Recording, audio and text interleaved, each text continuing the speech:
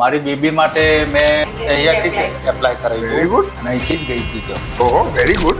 એટલે ટૂંકમાં આખા ફેમિલીને વિઝા અપાયા. અપાયા. હા, આખા લલિતભાઈ એવું જ થયું ને? આખા એને મેસેજ પણ તમે આપી દીધા હશે કદાચ કે ભાઈ વિઝા આવી ગયા. સવારે જ ફોન આવ્યો કે અહીંયાથી મેસેજ આવી ગયો. અચ્છા, એને બી મળી ગયો મેસેજ એમ? એટલે ટૂંકમાં તમારા સરપ્રાઈઝ એવું કંઈ હતું એને એની રીતે એનું બેનને થોડું હેરાન કરીએ જેવું અમે તમારા પપ્પાને સરપ્રાઈઝ આપી એવું કે? મમ્મીને પપ્પાએ આપી હતી. અચ્છા હે? મમ્મીને કદાચ ખબર હતી કદાચ. ના નથી ખબર. પપ્પા એવું કીધું કે આપણે નથી આયા. ઓછું પેમેન્ટ પડે છે તો નહીં વિચાર. પછી તો તમે શું કીધું? કઈ વાંધો નહીં. એકચ્યુઅલમાં અમે અમારી ટેકનિક વાપરી. અમે લલિતભાઈના ટેકનિક વાપરી હતી. ટ્વિંકલ મેડમે પાસ કરી. અમે પાસ કર્યા.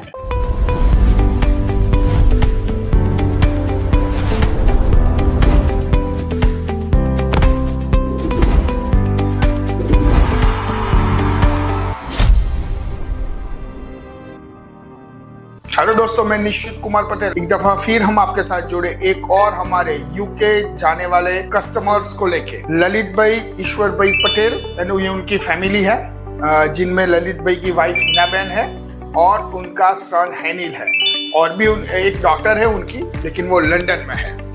तो यूके में उनको जाना था, लास्ट मिनट में पहुंचे थे और रिजल्ट आ चुका है उन तीनों के फेवर में और विद इन 15 डेज के अंदर, वो भी यूके का वीज़ा, फ्रेश एप्लीकेशन थी, कोई भी प्रीवियस ट्रैवल हिस्ट्री नहीं थी, डॉटर स्टूडेंट वीज़ा के कॉन्वोकेशन पे थी और तीनों को एक ही फाइल के अंदर वीज़ा की फाइल रखनी थी।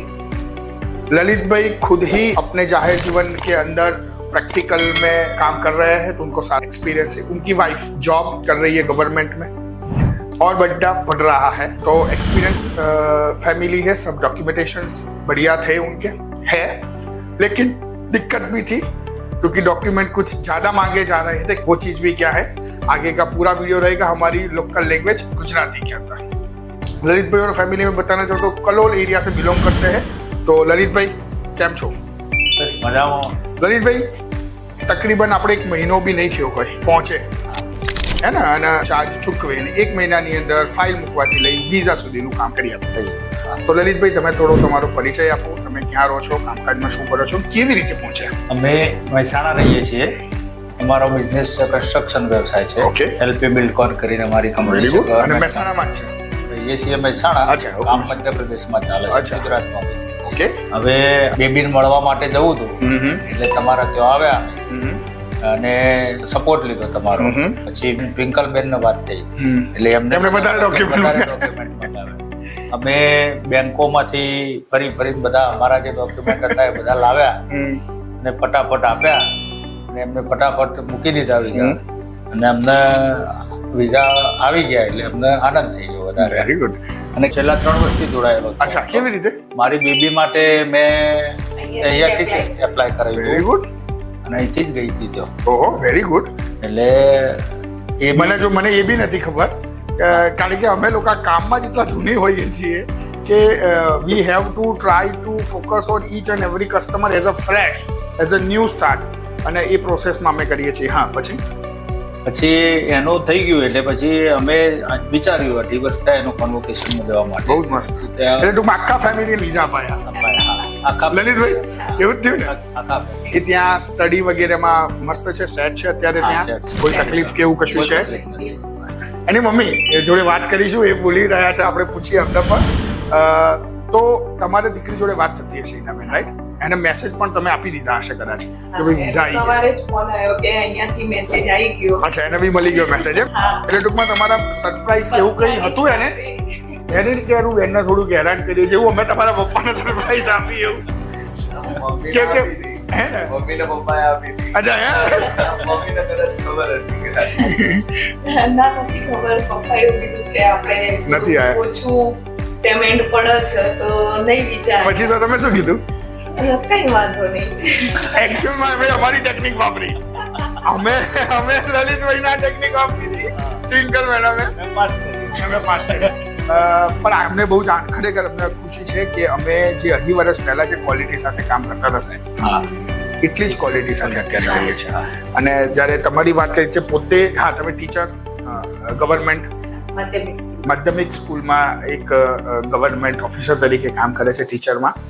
અને ઓફકોર્સ બંને દીકરા દીકરીઓને બહુ સારું ભણાયું જ છે. એમની ડોટર જે યુકે ગઈ એ પણ, અને એમનો સન પણ અત્યારે ભણે છે. પણ એ જ્યારે આનંદનો વિષય ત્યારે વધારે થાય કે જ્યારે આપણે આપણી દીકરીના ફોરેનની અંદરના કોન્વોકેશનમાં સહપરિવાર સાથે જઈ શકીએ. જો આપણે કેપેબલ હોઈએ ફાઇનાન્શિયલી વગેરે દ્રષ્ટિએ તો જરૂર જવું જોઈએ, એકવાર કન્ટ્રી જોવી જોઈએ, એની કોઈ સારી રીતભાત હોય તો અહીંયા અપનાવી જોઈએ, અને આપણે કોઈ સારા મેસેજ હોય તો ત્યાં આપવા જોઈએ. લાસ્ટમાં હું વાત કરવા માંગીશ હેનિલ જોડે. હેનિલ, શું સ્ટડી કરે છે તું? હું તો 10th જ છે હજી, એટલે એક્ઝામ, બોર્ડ એક્ઝામ પતાવી હશે. અને હવે 11th અને 12th, અને 12th પછી એ બેનને મળવા કેટલા વર્ષથી એને નથી જોઈ અથવા નથી મળ્યા નથી? હમણાં આવી હતી 6 મહિના જેટલું જ 6 મહિના જેટલું ઇન્ડિયા આવીને ગઈ છે. આવી. બસ તો હવે તારો ટર્ન છે કે તું ત્યાં એની જોડે જવું, હે ને? એટલે તું બધું ડિમાન્ડનું લિસ્ટ પણ તે તૈયાર કર્યું હશે કે મને આવું ત્યારે ફેરવવાનું છે, આ આધાર કરવાનું છે. હા, એટલે હું આ માધ્યમથી કહીશ એને, જો તું તૈયાર રહેજે ભાઈ, નાના ભાઈની ડિમાન્ડનું લિસ્ટ આવવાનું જ છે, અને તારે પૂરું કરવાનું છે. એ વિડીયો પણ અમારે જોતી હશે તો એ જરૂર ધ્યાનમાં આવશે કે અમે એની વાત વિડીયોમાં કરતા હતા. લલિતભાઈ ના વિઝા ની કોપી આપીને અમને કોંગ્રેચ્યુલેટ કરીશું. આ એમની વિઝા કોપી છે. Lalitbhai, congratulations. Thank you. Hinaben, આ તમારું છે.